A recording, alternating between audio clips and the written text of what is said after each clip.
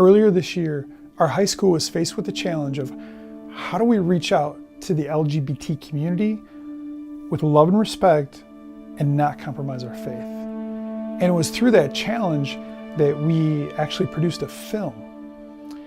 And kind of the next thing we know, once the word got out about the film, we found there was a lot of other churches and schools that were dealing with these same issues, and that the film was helping them to have these conversations that just weren't being done. Earlier in the summer, we were contacted by a school, and they asked us if we could come out and screen the film to their students. We were planning on being in Florida in the fall because we wanted to be a part of the Freedom March. And if you're not familiar with that, the Freedom March is an event where people who were once living in a homosexual lifestyle give testimony of how they encountered Jesus and how they were changed and are no longer living that life. And the timing on this worked out really good because some of the guys who were in our film, Gabriel Pagan and Prince Wright, would be there and then could join us when we screened the film at the school, and we would do this question and answer time. So when we arrived at the school, we realized this is a really big school. There's like 700 students there, and we showed the film, and afterwards I put my phone number up as I normally would, so people can, kids could just text a question, and then we as the team up there could give some answers. And when I did that, my phone just blew up. There was like 100 text messages in less than 10 minutes. And they got pretty intense. There was, it wasn't just homosexuality, but it was issues like pornography and addiction, suicidal thoughts, demonic things. So after we answered a few questions, I realized we just needed to have some ministry time for these kids. So I shared a short message. Gabriel shared a few things that he had on his heart for the students there. So for those of you here, you are struggling with things.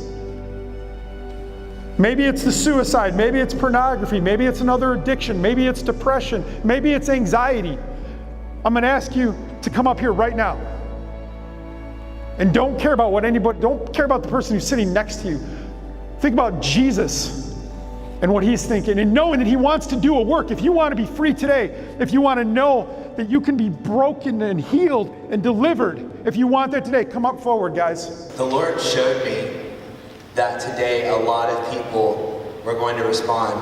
And there is a pressure to sit in your seat because what does the person next to you think? That person is not going to get you into heaven. That person would probably never take nails and stand on the cross for you.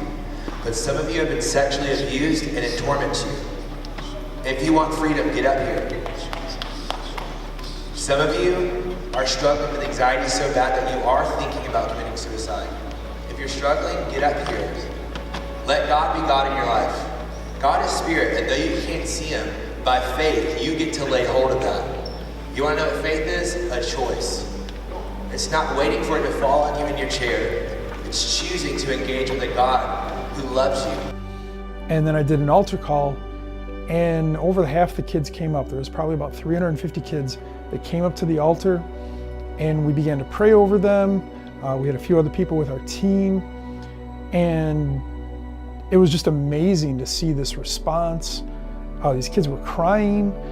They started praying for each other. At one point I said, hey, who would like to give a testimony for, what is Jesus doing right now? And kids began to testify of freedom, salvation. A lot of kids gave their lives to Christ that day. This went on for about a half hour with testimonies. The time of ministry lasted for like 2 hours. We were just blown away by the whole thing. And one of the really powerful things that happened that day is one of the students who was in there was having suicidal thoughts. And he found me on Instagram later the next day or later that night and just sent me a message. And he said, Mr. Peters, I was the one with the suicidal thoughts.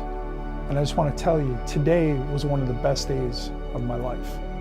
And when that kind of thing happens, you know it's only God, that only God could do that. So I'm just thankful to be a part of this. and that God right now is using this film as part of raising up a Jesus generation. And wherever we can bring this film and bring the team of people that God has given us, I believe that we're going to see lives touched, lives transformed, because it's the heart of God to reach the LGBT community with the power of the gospel. And I pray that we will just be obedient and go wherever He sends us and see His hand touch lives throughout the nations.